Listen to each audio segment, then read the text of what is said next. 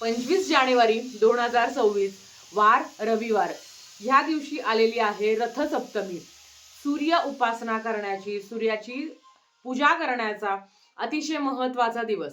आणि तुम्हाला जर हळदी कुंकू करायचं बाकी असेल किंवा जर तुम्हाला मुलांचं बोरनाहण करायचं बाकी असेल तर आपण रथसप्तमीच्या आधी किंबहुना रथसप्तमीच्या दिवशी सुद्धा आपण करू शकतो।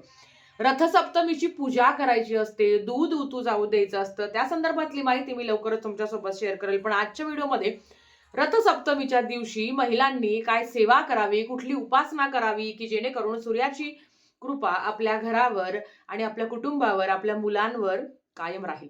तर चला व्हिडिओला सुरुवात करते। नमस्कार सर्वांना, श्री स्वामी समर्थ। तुम्हा सर्वांचं आपल्या चॅनलमध्ये खूप खूप मनापासून स्वागत। तर बघा, 25 तारखेला रथसप्तमी आलेली आहे। आता रथसप्तमीच्या दिवशी सूर्य उपासना करायची असते आणि असं म्हटलं जातं की रथसप्तमी हा सूर्याचा जन्मदिवस म्हणून साजरी केला जातो। तर बघा, आता सूर्याचा जन्मदिवस आणि सूर्य कुठलीच अपेक्षा न करता दररोज आपल्याला प्रकाश देत असतो। आपल्या आयुष्याची प्रगती व्हावी, आपलं आरोग्य सुदृढ राहावं, त्यासाठी दररोज सूर्य उपासना महत्त्वाची असते। आणि रथसप्तमीला तर सूर्याची पूजा केलीच पाहिजे।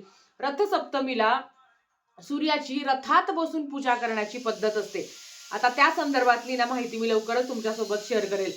बघा, आपल्याला काय करायचं आहे, रथसप्तमीच्या दिवशी रविवार असणार आहे तरी सुद्धा सकाळी लवकर उठून आपल्याला सूर्याची पूजा करायची आहे, सूर्याला जल अर्पण करायचं आहे। लवकरात लवकर उठून म्हणजे ब्रह्ममुहूर्तावर उठून अगदी उगवत्या सूर्याची पूजा करायची असते। बऱ्याच वेळा अशा कमेंट्स येतात की ताई आम्ही 11 वाजता पूजा करू का, 12 वाजता पूजा करू का? तर लक्षात घ्या, सूर्य जेव्हा तापतो, तापत्या सूर्याला जल अर्पण करत नाही। सूर्य जेव्हा उगवतो कमीत कमी 8 8:30 वाजेपर्यंत आपल्याला सूर्यदेवाची उपासना करायची आहे।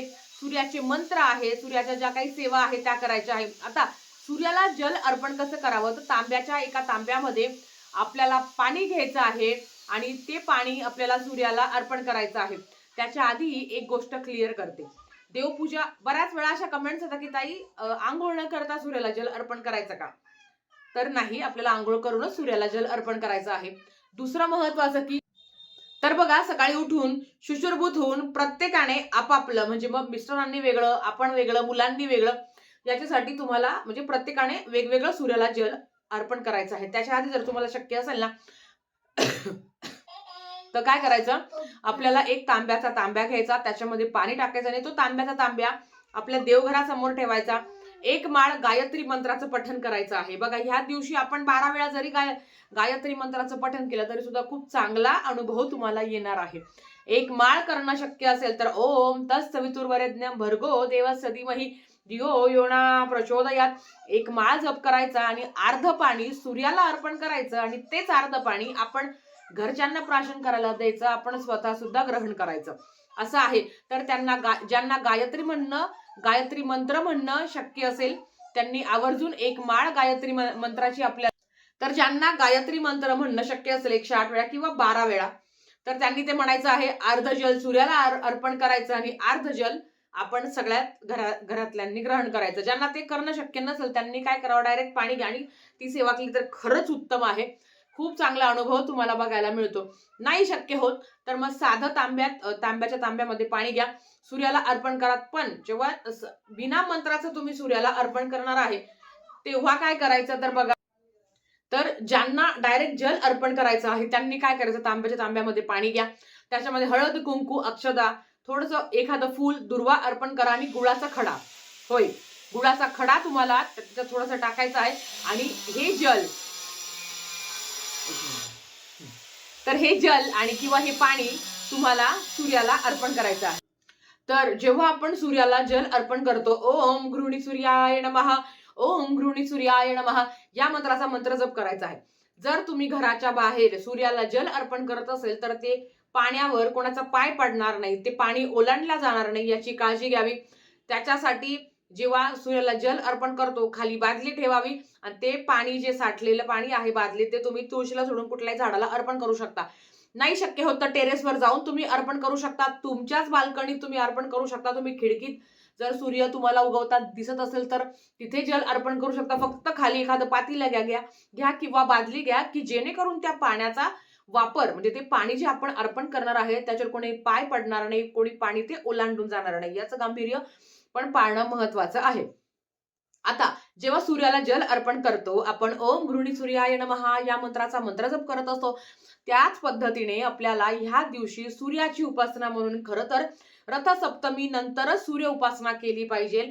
बघा, सूर्य उपासना बलवान होण्यासाठी, शक्तिशाली होण्यासाठी काही नोकरी लागत नाही आहे. नोकरीत अडचणी किंवा पगारात बढती व्हावी, आपलं प्रमोशन व्हावं किंवा आपण जे काही काम करत आहोत त्या कामात यश मिळावं आपल्याला, ज्या पद्धतीने आपण म्हणतो ना की सक्सेस मिळावं, ज्या पद्धतीने सूर्य हा एकदम प्रकाशित होत असतं, आपलं पण आयुष्य तेवढं प्रकाशित व्हावं, याच्यासाठी सूर्याची उपासना करणं खूप महत्वाचं आहे.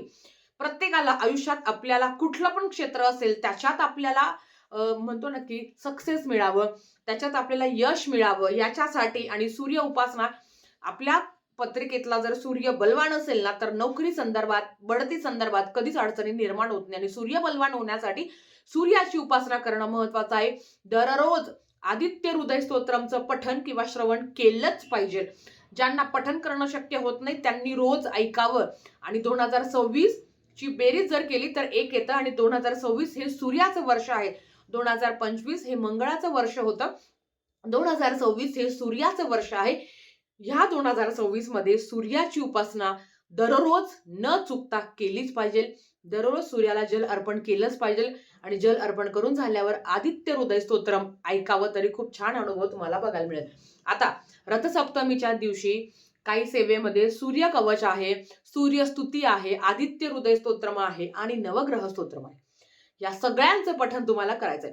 काही जे संस्कृत मध्ये आहे ना ते तुम्ही युट्यूबला लावून ऐकू शकता, पण नवग्रह स्तोत्र आणि सूर्य कवच, सूर्यस्तुती याचं पठण तुम्ही आवर्जून करावं. आणि सूर्यनारायणाची उपासना केल्याने आयुष्यात मेन म्हणजे सूर्य आपल्याला खूप जास्त ऊर्जा सुद्धा प्रदान करत असतो, सकारात्मक लहरी सूर्य प्रदान करत असतो. आणि आपल्या शरीरासाठी व्हिटॅमिन डी किती महत्वाचं आहे.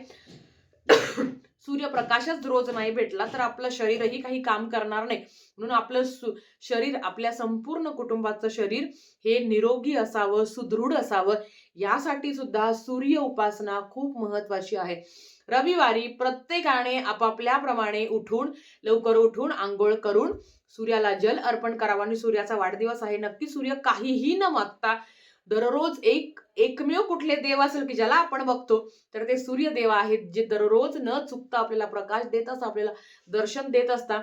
आणि नक्कीच त्यांची कृतज्ञता व्यक्त करण्याचा हा दिवस असतो. आणि त्यांची कृतज्ञता व्यक्त केल्याबरोबरच आपल्याला आपल्या आयुष्यात प्रगती व्हावी, आपले काही दुःख असेल, संकट असेल, त्रास असेल ते कमी व्हावे, म्हणून सूर्याची उपासना करणं खूप महत्वाचं आहे. प्रत्येक महिलेने आपल्या कुटुंबासाठी सूर्याची उपासना नक्कीच करा. तर आजच्यासाठी फक्त इतकं. झालेली सेवा स्वामींच्या चरणी मी रुजू करते आणि आजचा व्हिडिओ इथेच थांबवते. आवडला असेल तर लाईक शेअर सबस्क्राईब करा. भेटूया परत अशाच एका नवीन व्हिडिओ सोबत. तोपर्यंत श्री स्वामी समर्थ.